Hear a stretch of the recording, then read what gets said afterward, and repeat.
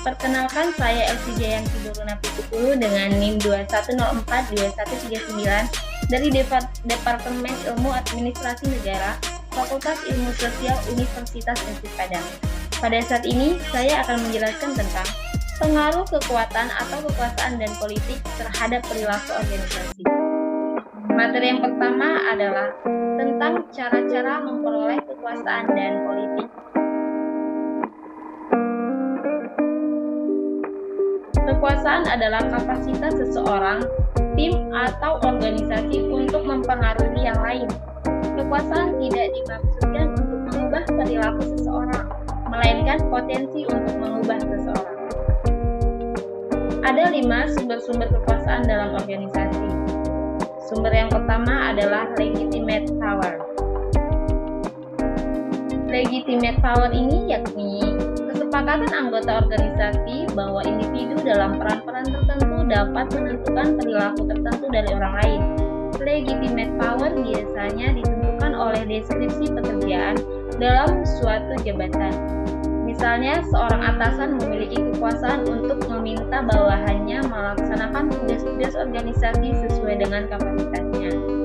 Sumber yang kedua adalah reward power, yaitu kekuasaan untuk mengontrol atau memberikan penghargaan kepada pihak lain, yang mana seorang manajer dapat mempromosikan bawahannya ke level yang lebih tinggi, memberi bonus atau memberi hak berlibur sebagai imbalan yang diberikan kepada karyawan yang mencapai target kerja tertentu dalam organisasinya. Sebaliknya, seorang bawahan dapat memberikan umpan balik atas kinerja yang telah dilaksanakan oleh atasan kepada mereka. Sumber yang ketiga adalah coercive power, yang mana kekuasaan ini adalah sumber kekuasaan ini untuk memberi sanksi atau hukuman. Contoh coercive power adalah seorang atasan memiliki kekuasaan untuk memberikan sanksi kepada bawahannya yang terbukti memiliki kesalahan fatal yang merugikan organisasi.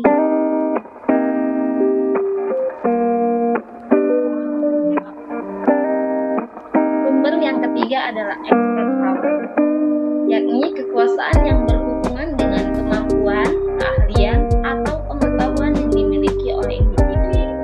Contoh dari expert power ini adalah tim peneliti yang dimiliki oleh suatu perusahaan pertambangan, yang mana mereka memiliki kekuasaan untuk melanjutkan atau membatalkan sebuah project.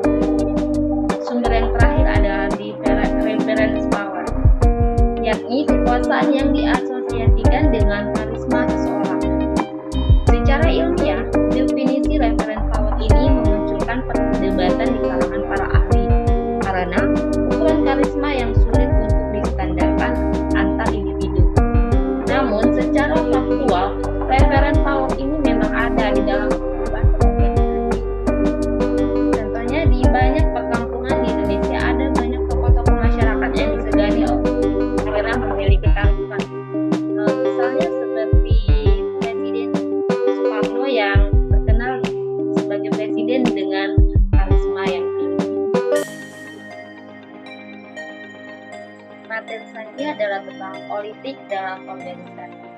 Menurut salah satu ahli, politik organisasi merupakan tindakan yang dilakukan oleh individu dalam organisasi untuk memperjuangkan kepentingan publik. Sedangkan menurut Tyson pada tahun 1992, politik merupakan akses atau jalur pada kekuasaan. Idealnya bahwa struktur organisasi, budaya, dan komunikasi yang dibangun memungkinkan kesempatan kerabat kerja pada akses kekuasaan. Saling ketergantungan antar divisi, departemen, atau fungsi-fungsi organisasi perlu ditingkatkan intensitasnya. Keharmonisan kerjasama, pengaturan konflik internet dalam organisasi merupakan suatu faktor yang harus dikaji dalam organisasi.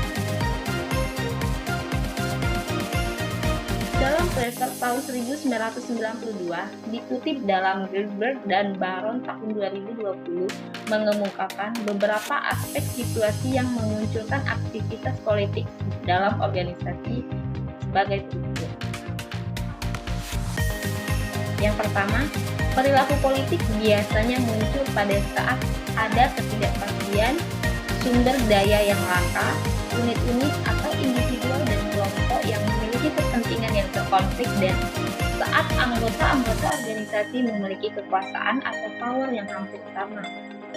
Yang kedua, perilaku politik ini muncul dalam bidang sumber daya manusia, seperti pada saat penilaian kinerja, seleksi personel, dan keputusan kompensasi. Hal ini kemungkinan karena adanya ambiguiti.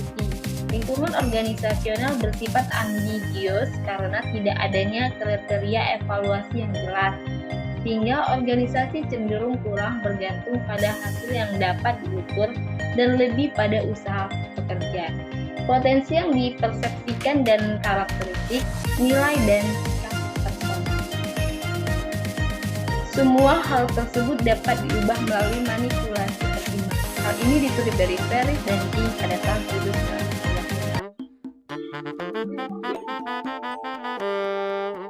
Aktivitas politik biasanya tidak sama pada tahap individu organisasi yang berbeda. Menurut Greenberg dan Baron pada tahun 1997, ada 3 tahapan dalam organisasi yang memiliki perilaku politik yang berbeda-beda. Tahap yang pertama yaitu pada saat organisasi baru berdiri. Pada tahap ini, pendiri organisasi memperoleh kekuasaan politik dengan menentukan ide mereka kepada para bawahannya. Tahap yang kedua adalah pada saat pertumbuhan organisasi. Pada tahap ini, anggota organisasi cenderung terpisah-pisah karena kekomplekan tugas-tugas mereka, sehingga hal ini menciptakan adanya kepentingan yang berbeda-beda dan dapat menimbulkan konflik. Tahap yang ketiga adalah tahap saat pertumbuhan organisasi, yang mana pada tahap ini, organisasi cenderung mengalami penurunan. Anggota-anggota merasa tidak aman akan pekerjaannya, bahkan memerlukan tindakan politik untuk mendapatkan kekuasaan dalam pengendalian organisasi. Materi selanjutnya adalah tentang reaksi terhadap perolehan dan penggunaan kekuasaan dan politik. Studi tentang kekuasaan dan politik dalam organisasi hanya sedikit. Beberapa studi justru menghasilkan kesimpulan yang berbeda-beda. Pada saat setiap individu mengadakan interaksi untuk mempengaruhi tindakan satu sama lain, maka akan muncul dalam interaksi tersebut sebuah pertukaran kekuasaan. Kekuasaan adalah kualitas yang melekat dalam suatu interaksi antara dua orang atau lebih. Hermawan Ahmad pada tahun 2009 menyebutkan bahwa kekuasaan merupakan konsep yang berkaitan dengan perilaku. Kekuasaan dipandang sebagai gejala yang selalu terdapat dalam proses politik. Dalam kamus ilmu politik, terdapat beberapa konsep yang berkaitan dengan kekuasaan, seperti influence, persuasion, coercion, dan lain sebagainya. Materi yang terakhir adalah tentang pengaruh kekuatan dan politik terhadap perilaku organisasi. Pengaruh yang pertama itu terdapat pada influence, yakni kemampuan untuk mempengaruhi orang lain agar mengubah sikap dan perilakunya secara sukarela. Yang kedua adalah persuasion, yakni kemampuan meyakinkan orang lain dengan argumentasi untuk melakukan sesuatu.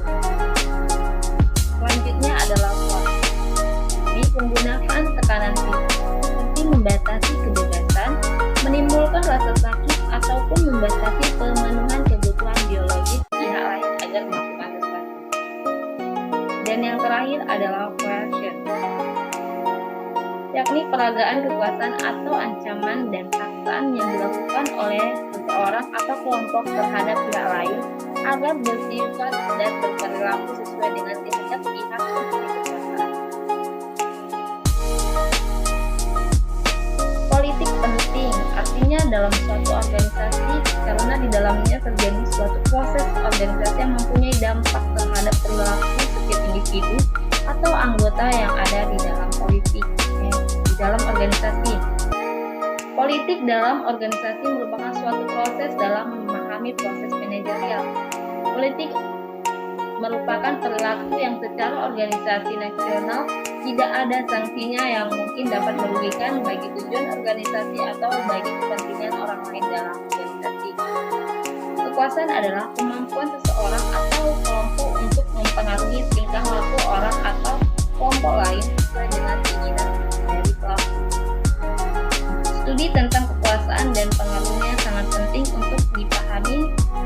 bagaimana organisasi melakukan aktivitasnya. Sangat memungkinkan untuk melibatkan kekuasaan dalam setiap interaksi dan hubungan sosial pada organisasi, sehingga orang cenderung untuk mempengaruhi individu lain dan organisasi dalam setiap tindakan atau perilakunya dalam melakukan social influence dan tindakan. Demikian penjelasan dari saya, kurang dan lebih saya mohon maaf. Sekian dan terima kasih.